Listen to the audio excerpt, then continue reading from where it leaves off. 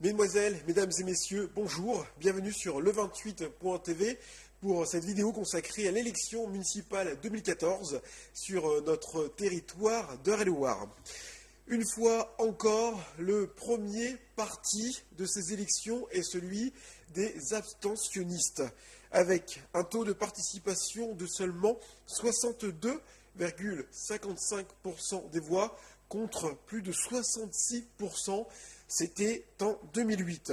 Alors si beaucoup d'électeurs ont fait le choix de ne pas aller voter, cela n'a pas empêché beaucoup de candidats d'être élus depuis le premier tour, faute de pluralité pour ce scrutin. C'est le cas notamment sur la commune de Vernouillet, où il n'y avait que deux listes. Deux listes, c'est déjà une avancée en soi, car sur les élections précédentes, le maire sortant, Daniel Frard, n'avait aucun opposant, donc était forcément réélu au premier tour. Mais là, cette fois, il y avait en face de lui Florence Henry, candidate UDI UMP. Mais c'est tout de même Daniel Frard qui remporte cette élection avec 56,47% des voix contre 43,53% pour Florence Henry. Donc, pour Florence Henry, cela reste un bon résultat. Je vous le rappelle que sur la commune de Vernouillet, il n'y avait pas d'opposant. Donc c'est pour la première fois que Daniel Frard a affronté un adversaire. Et pour Florence Henry, c'est en plus sa première candidature à l'élection municipale. Donc ça reste un très bon score pour la partisane de l'UDI. Autre grande ville sur notre département d'Eure-et-Loir avec Nogent-le Rotrou, où là aussi il y avait deux listes avec François Huard qui est réélu avec 53,99% des voix contre 46,01% pour Jean-François Nomblot. Bonneval, là aussi, sans surprise, Joël Billard s'impose sur cette élection avec 65,88% contre seulement 34,12% pour Corinne Riverain, la gauche qui a énormément de mal sur la commune de Bonneval. Alors là, c'était quelques-uns des résultats, mais sans suspense, avec des maires sortants confortablement installés. Je vous propose plutôt de jeter un coup d'œil à Maintenon, où là, ça a été beaucoup plus chaud, car 20 voix d'écart. 20 voix d'écart seulement entre les deux listes. C'est Michel Bélanger, le maire sortant, qui remporte cette élection avec 50,52% des voix contre 49,48% pour M. Duroc. Alors autant vous dire qu'au bureau de vote, ça a été chaud, ça a été extrêmement tendu. Alors compte tenu de la faiblesse d'écart de voix, M. Duroc réfléchit, nous l'avons eu au téléphone, M. Duroc réfléchit à poser un recours auprès du Conseil constitutionnel en rapport au dernier jour de campagne électorale de M.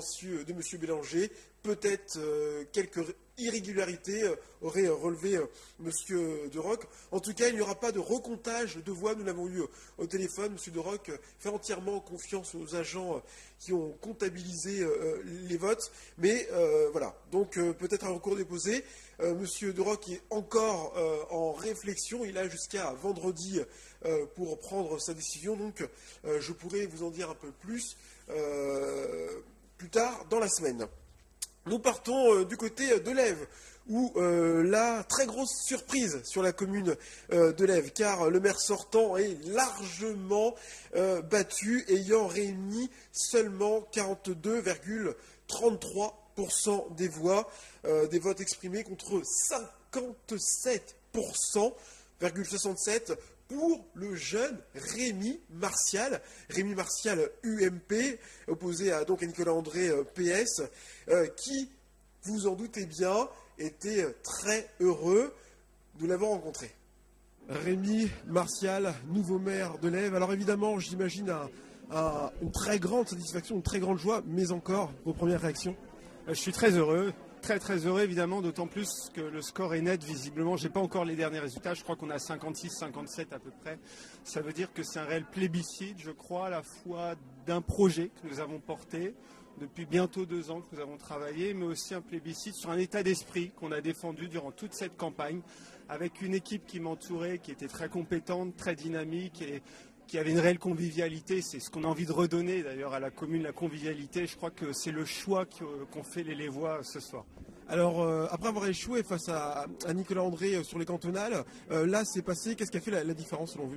Ouais, c'est pas le même scrutin. Tout d'abord, et ce qui a fait la différence, je crois que c'est un travail de longue haleine, avec une équipe autour de moi, avec beaucoup de soutien, un travail de terrain au quotidien et un discours très positif. On a vraiment fait ce choix d'une campagne positive, d'une campagne constructive, vraiment parce qu'on a des choses à proposer à la commune. Et maintenant, c'est ce qui nous intéresse dès demain de se mettre au travail. Est-ce que vous pensez bénéficier de la mauvaise passe du gouvernement et cette crainte pour le Parti socialiste de voir une vague bleue arriver? Ça, je ne sais pas, on ne l'a pas vraiment ressenti ici, peut-être dans les plus grandes communes, mais là, ça n'a pas vraiment été les discussions. D'ailleurs, ce n'est pas du tout là-dessus que nous avons joué, on n'a pas du tout mis les étiquettes nationales, ce n'est pas ce qui nous intéressait. Ce qui nous intéressait, c'était de travailler sur le local, sur un rassemblement local, c'était vraiment notre motivation. Alors, cette joie tranchée évidemment avec la profonde déception de Nicolas André, qui a tenu immédiatement à préciser qu'il se portait déjà candidat aux prochaines élections. Alors, je pense que justement c'est plus facile, vous savez, quand vous êtes en position de vainqueur d'être dans ce comportement-là, mais je pense que la démocratie peut être autrement que conflictuelle.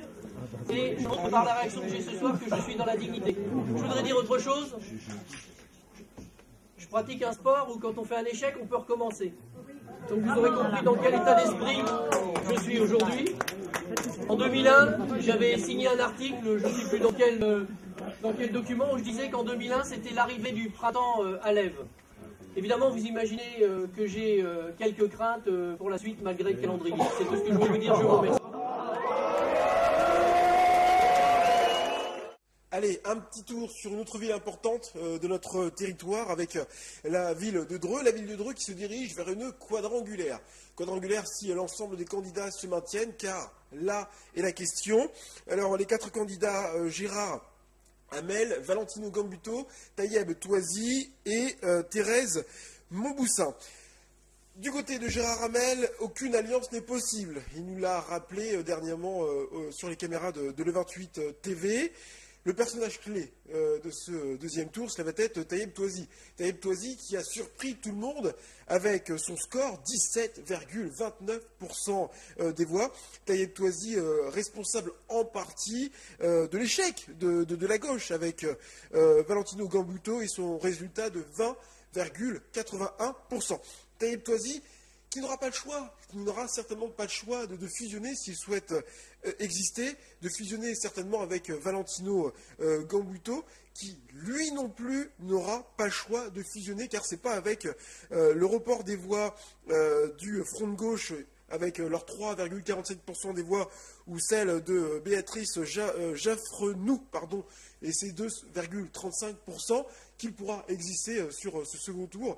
Donc certainement un rapprochement entre la liste de Valentino Gambuto et de Tayeb Touazi.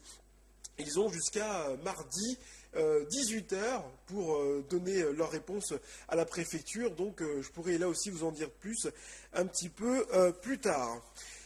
Je vous ai gardé le meilleur pour la fin.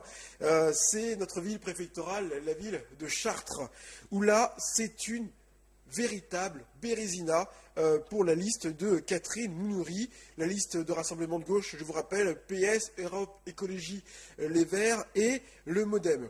Elle termine à plus de 10 points en dessous du dernier résultat des municipales. C'était en 2008. Françoise Vallée avait obtenu à l'époque 43,75%.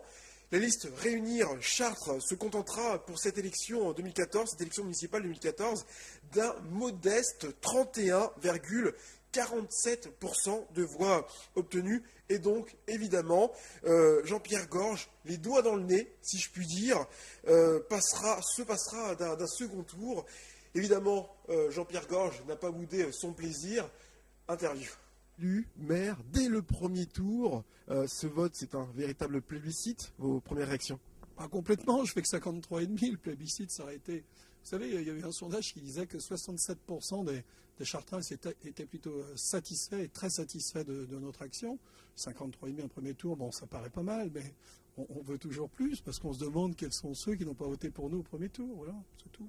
Est-ce que vous avez eu peur à cette élection face à votre opposante principale qui était Catherine Monory? Non, franchement, je vous dis, l'équipe, on pensait qu'on allait gagner. Pour l'histoire, c'était de savoir si on gagnait un tour ou deux tours. Quoi, c'était ça. Non, parce qu'en fait, ce qu'ont fait nos opposants, c'est pas très bien réfléchi, je trouve, cette association PS, Modem, Europe Écologie. Puis alors, Madame Monory qui tombe là-dessus, là, c'est sûr que ça a un peu désorienté les gens. Le résultat est là, vous voyez, 31% sur un premier tour, c'est quand même assez grave. Je ne sais pas ce qu'ils vont faire ce soir en discutant entre eux, réfléchir. Ben, voilà. Donc, je pense que le chef d'orchestre de tout ça, c'était M. Chevet, vous savez. Il a tenté un scénario où il se mettait un faux nez, il se cachait derrière, et puis il dit, de toute façon, si Mme Monory était élue, de toute façon, c'est pas elle qui serait maire de Chartres ou présidente d'Aglo. Tout ça, ça circule dans la ville. Donc les gens ne sont pas fous. C'était gros leur histoire. Voilà, et moi ce que je vois, c'est que dans les quartiers, il y a des quartiers où on a fait 22 points de plus. Vous vous rendez compte, à la Madeleine, 22 points. Nous, c'était inespéré. Ça veut dire que leur message n'était vraiment pas clair. Que dites-vous à la liste de Mme Catherine Monory qui vous accuse d'avoir quelques connivences avec le Front National? Là, ils sont servis. Regardez, quelle connivence je peux avoir avec le Front National. Mme Monory dire ça quand elle connaît ma famille et tout, prendre ce type de propos qui appartient aux autres, je trouve ça déplacé. Donc si elle est tombée dans le caniveau avec ceux qui font de la politique comme ça, ben, qu'elle y reste. Hein, parce que franchement, elle sait comment je vis, elle sait qui je suis. Donc tenir ce genre de propos, c'est assez déplacé. Et là, au premier tour, où il était le Front National, il n'était pas avec moi. D'ailleurs, dans une interview, j'avais dit... puisque le garçon avait dit oui, peut-être qu'au deuxième tour, si je me marierais peut-être avec, c'était sa décision personnelle. D'ailleurs, il a dû prendre une grosse claque par les responsables du Front. Mais en fait, son programme, c'est le même que Mme Monory. Il nous attaquait sur la dette, il nous attaquait sur un certain nombre de choses, sur la sécurité. Il voulait mettre des commissariats de police nationale dans les quartiers. Le programme du Front National et le programme de Mme Monory sont assez proches, mais étaient contre le nôtre. Donc, s'il devait y avoir un mariage, eh ben, ils auraient dû se grouper encore un peu plus, PS, Europe Écologie, le Modem et le Front National. Et ils auraient perdu encore un petit peu plus. Voilà. Et enfin, que dites-vous aux électeurs qui n'ont pas voté pour vous? Je leur dis, regardez bien, pendant 6 ans, je pense qu'on a peut-être manqué de proximité, on n'a pas fait assez de tranquillité. Il y a plein de choses qu'il faut qu'on fasse.